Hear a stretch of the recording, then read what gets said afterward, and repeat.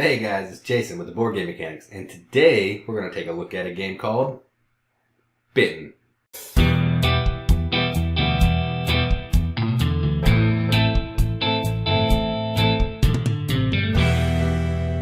Bitten is a game of urban horror with some card play, some hidden identities, some secret roles, and what you're trying to do is you're trying to get more influence of your secret identity out onto the locations that are on the board than everyone else. So you're going to do this by playing cards that there's three different types of identities. There's zombies, there's a vampire, and there's a werewolf. So you're trying to play cards to these locations to have them hit their threshold, and then once they hit their threshold, whatever has the majority in that location gets influence in that location. So at the end of the round, if you can have three of the same influence marker out amongst all the locations, and you are that identity, you'll flip your card over. If you have more of your own identity in your secret layer than other identities, you'll win the game. If not, you lose, and whoever didn't reveal is the winner. That's a quick overview. Let's go into the table, see how it plays.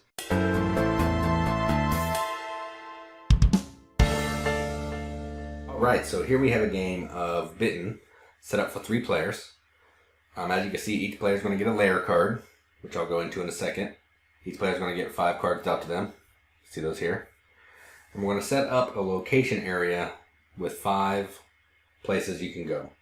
So each of these locations is going to have an ability, which is in the text, and they're also going to have a threshold, which means the number of cards that can be played at this location. So if you look at this one, it has a threshold of 5, and it has a location down there saying it starts 1 vampire. So that's going to give the vampire faction, if there is one, a little head start. Alright, so on a player's turn, you have 2 different things you can do. You can look through the hand that you're dealt, take out a card, and then you're going to play it to a location or into someone else's lair. You cannot play into your own lair. Or, if you have cards in your lair, you can look through all the cards in your lair, discard one from the hand, because you're going to be passing them around in like a drafting sort of thing when you're done, and then you're going to play one of your layer cards to one of the locations.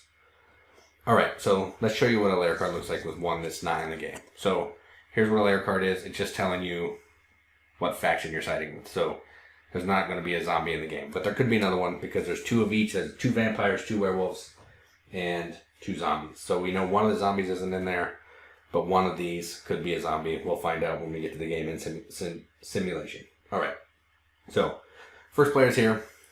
No one can look through that layer because they don't have any cards. So first player is just going to play this card. Then the second player will play this card. And the third player will play this card. Alright, so here we go.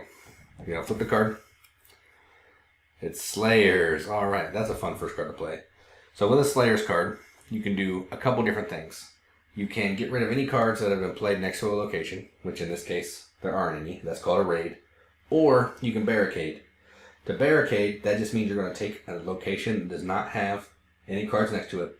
You're going to discard it, and you're going to draw in another one. So let's say this guy really doesn't like this bell tower, because it has that extra vampire. So he's kind of giving you a clue that maybe he's not a vampire. So he's going to barricade that, and then he's going to bring in the military base. This military base cannot be raided, which makes sense because it's a military base. Then you're going to discard that card, and then the second player's going to go. They are going to play some vampires. Alright, let's see. They're going to play the vampires next to this funeral home because it already starts with an extra vampire and an extra zombie. So that means this place now has a majority of vampires. So that could be good for this guy. Alright, this guy, he's going to play a vampire and a werewolf card.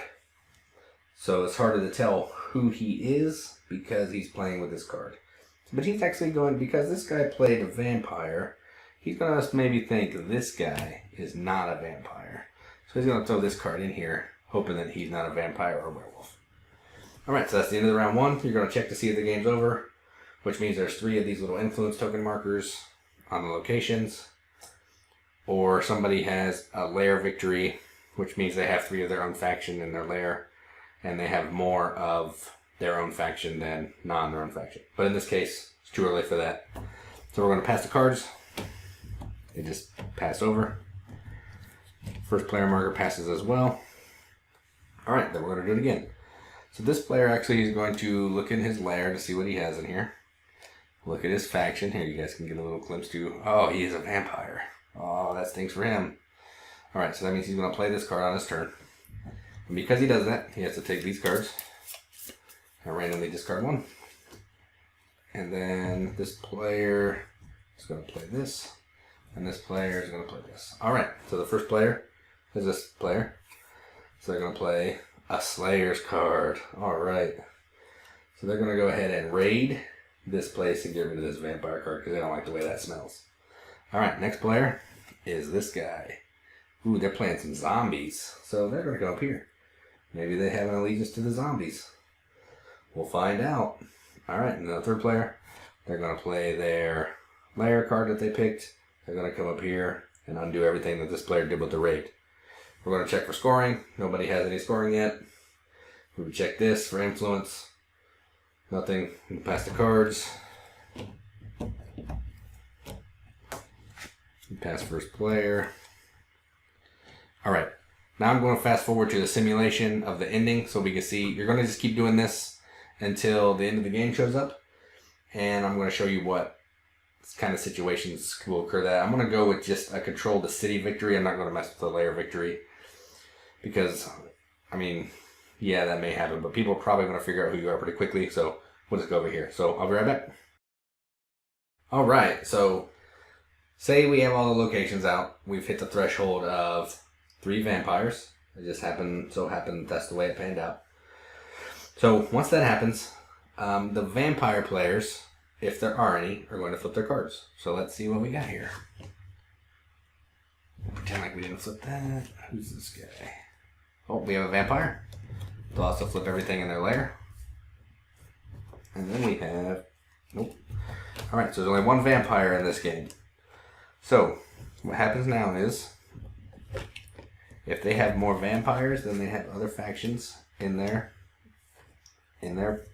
lair, which they have 3 vampires and 1 werewolf, they're the winner. So in this case, the vampire player is the winner. If they had more of other factions instead of the vampires, they would lose, and the 2 players that did not reveal will be the winner. So that's the control the city. If these players won, that would be defeating the enemy. They're destroying the enemy. This player would lose. That's what that one is. Or if you play a card from your lair and you realize you have 3 of your own faction and that's more of the other factions, then you would win that way without having to play the city all out and get the influence tokens over here. Let's go top and see what we think about it. Alright, that was Bitten. As you can see, it's a quick little game. It has cool artwork. The designer is actually from Ohio, I believe, which is kind of cool to me because some of the location cards are actually, they seem like they're real locations, but with the black and white picture it's hard to tell. So I'm kind of intrigued by that. I might have to reach out to him to see where these places are just so I can maybe go check them out.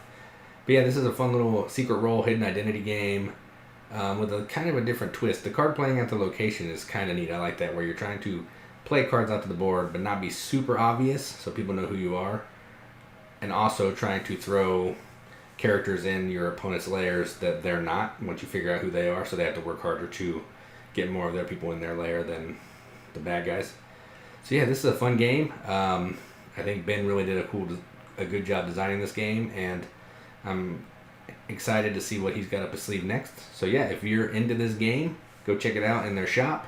There'll be a link in the video, and I hope you enjoyed it. Talk to you later. Peace.